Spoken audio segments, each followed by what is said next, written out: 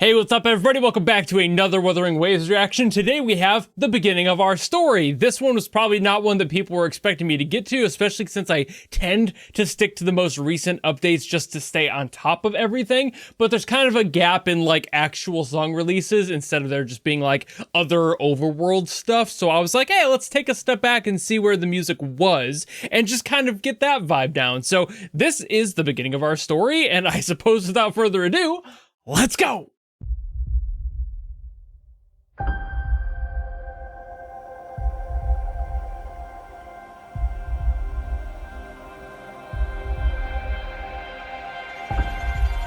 I'm also going to be playing this next month, giving it a shot.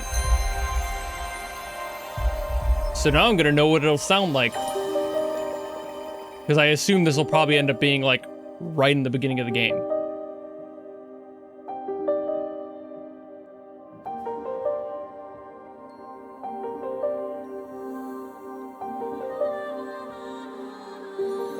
It's definitely setting a mood.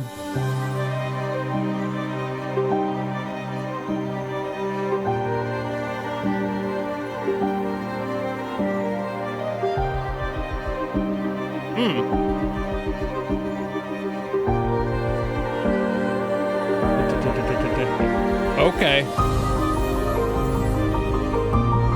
It's kind of sprinkling in that rhythm.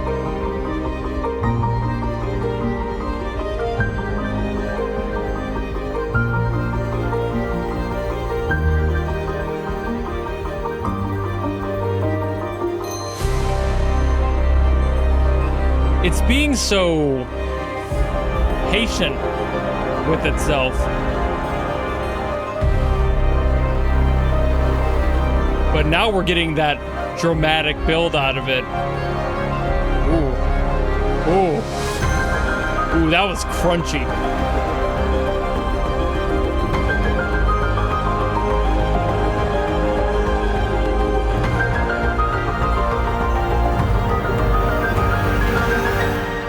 This makes a lot of sense so far. Keeping it reserved. Building slowly.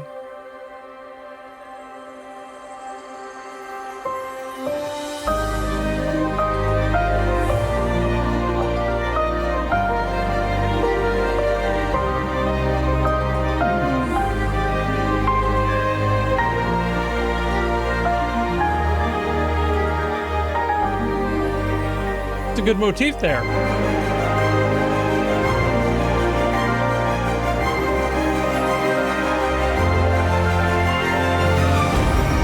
This might be like the actual game theme now that I think about it.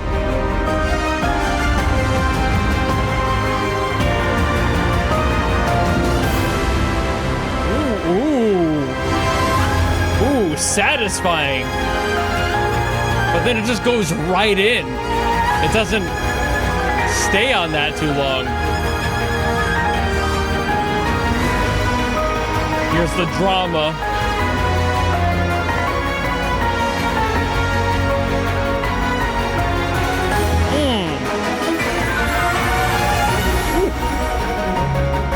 Okay.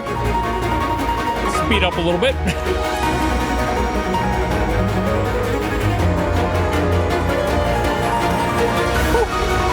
Yeah, go ahead, hit those scales.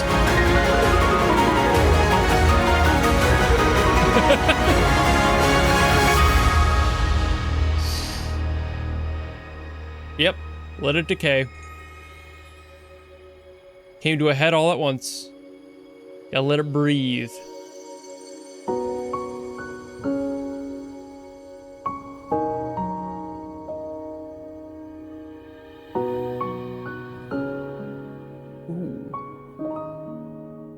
Nice choice of swell there to like really carry out the rest of the energy. Like we were still on the decay for that, but having that final cymbal swell in there just took the rest of it out like a final deep breath. That was really well done. All right, so this song does a little bit of everything, honestly. Like, the whole thing is written to be a little bit of everything. That soft beginning, that like light little nudge in the right direction, just to kind of introduce you to things, makes total sense if it is like the first song you hear in the game, or like the first major eventful song in the game would totally make sense here as well. And it's doing its thing, right? Like I just said, it's basically keeping the idea of progression alive in how it's written. And that might sound a little vague and silly, but it's very much what's happening here. So this progression is a simple one that starts out simple at very least, gets very complex by the end. But to start out, we have like a C minor, G minor, A flat with a major seventh in there, I believe. And then we end on like a B flat, just kind of doing that as a general progression. So what we have is with that in there, and then that's our progression. I forgot to do that all at once there for that because I don't have the finger reach to get all the way over here. Maybe.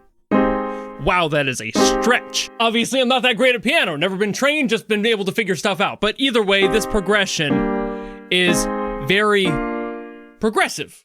Shocker, it's starting up light, and it works its way back up. From there, it brings you down, and the next two notes of that are literally just one letter up from each other. So it's very progressive. You're starting up, you're going down, and then, of course, the B flat to the C minor is another letter up. So by the time we wrap back around, we're starting on the highest note in this progression, and then it's building back up around that. And aside from this major seventh that I'm pretty sure is in there, which is, again, very hard to hit, it's just a matter of how this song builds with starting high, going low, bringing you back, keeping that cycle going. However, we do break that cycle at one point. We go up to an E flat. So like that is our next highest, and it's like, oh, well, now things are brighter. There's now a future, right? Like, well, where's the future happening? Why is that there? We don't really get the answer until the chime happens, which happens after, I believe, another round of the whole C minor, G minor. You know how that goes. So I think we go from that to the E flat to kind of introduce that there's going to be a change happening soon, just a little nugget of information in your brain. So when we do get back around to that and that chime happens, that's like the audible signal that something is about to change majorly. Now, it might not feel like a major change here, but we have C minor and then F minor. And that's such a contentious relationship, and that's what happens in the song when it does happen, and we do get another resolution down to that E flat as well. So it's just, and that's an interesting one, right? It just loops back around. And that's kind of the thing with this. It always brings you somewhere, in this case all the way up here. Then we go back down, and we do have a few other variations of how this progression from down here was happening. We do change it up a little bit. We just kind of work from the middle of that first progression instead of starting at that topmost chord, because now we're no longer needing that direction of here we are, let's go down and bring ourselves back up. That emotion has passed in the song. So now they want to bring forward more of the variety in that chord progression. So you can change those around. When you have a chord progression, you are not stuck to the rule of having the same chord progression every single time you utilize it. If you change something in the song, you want the emotion to change, all you need to do is change how you're playing these chords. So the first one, starting like that, as you heard, is very bright and it lifts you up. I explained all that. But then if you were to start like at, I don't know, let's start at the A flat, and then now you have something completely different. It might not be the best option of those. I would probably say something like would probably be a little bit better, starting with that B flat, for example. But either way, the point is you can make varieties out of these and variations out of them in order to invoke a different emotion while utilizing the exact same chords. But they do that until they hit us with another huge change. Now, this is the biggest change in this song, which is that they decide to take the song up to an F, which is not going to fit in the key of C minor specifically, which is where we've been this whole time. Normally in the key of C minor, you would have the F minor. So it's like, okay, that makes sense within the key. So why do we go to F? They basically just want to take this contentious relationship, this dramatic one that we had, and brighten it up a little bit by moving the center note up.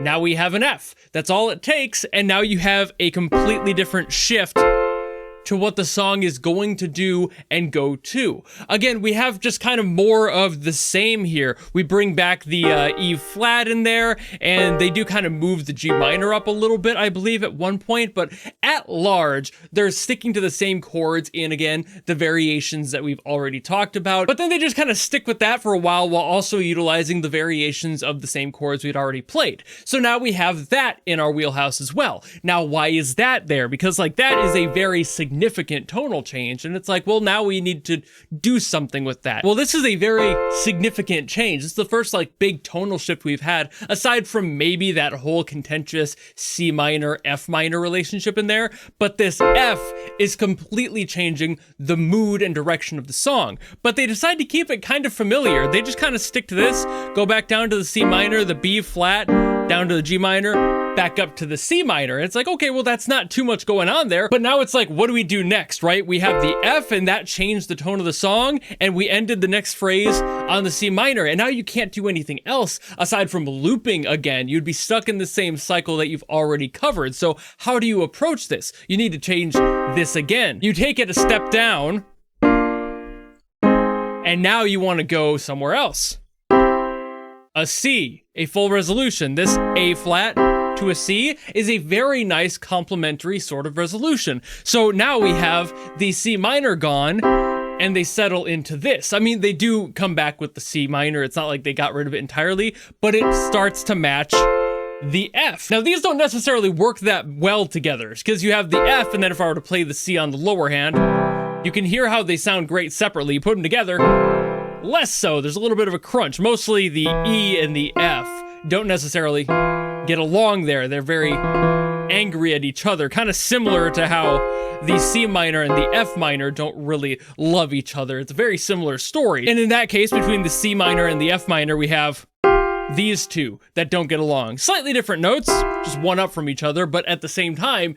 they aren't going to sound that great, so you hear that in their relationship, and that's what makes them feel like they're not getting along. The same thing happens with the C and the F. There's a neighboring note, and it doesn't really like that. Tonally, your ear is going to hear that and go, what the hell am I listening to? But all of this is just to say they needed something to match the energy of the F, and to do that, they brought up the C minor, which they already had the relationship of those two going, so why not just carry it up to the major key? So now here we are, and we don't really use these again, is the funny part. We do have an E in here at one point, just to be like another firm note that happens, but it's also matched by the rest of everything that gets played at the end. Like I mentioned, the song gets more complex as you go, and that ending part with like all of the like athletics happening on the piano, all of the scales and everything just going crazy, they go to every single possible chord.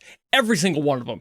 Everything gets played. It's like Smash Bros. Ultimate, but for this fucking song. Every single one in that key gets played, and that kind of happens when you have a song that decides that it wants to include a heavy scale section, where it's just going up and down, just arpeggiating the ever-loving hell out of it. You're going to hit everything in that scale, so it just starts to make everything that, you know, like all the chords are going to be played, and that doesn't really change much to what the song is doing, but it does change the energy at the end, making it sound larger, more hectic. There's more going on, more chord changes are happening because the notes are changing quicker. So we're building up that energy, cycling through all that, gathering all of that just to end it the way they did, which was this gigantic explosion. And then they had that final cymbal swell there for that extra breath I mentioned, which I really love because there was still a little bit of tension in this song. It's not necessarily too much or anything, but it was enough that it made you feel like you were going to get stuck with some of that. Like you weren't quite done. You know, it wasn't like the credits were rolling or anything.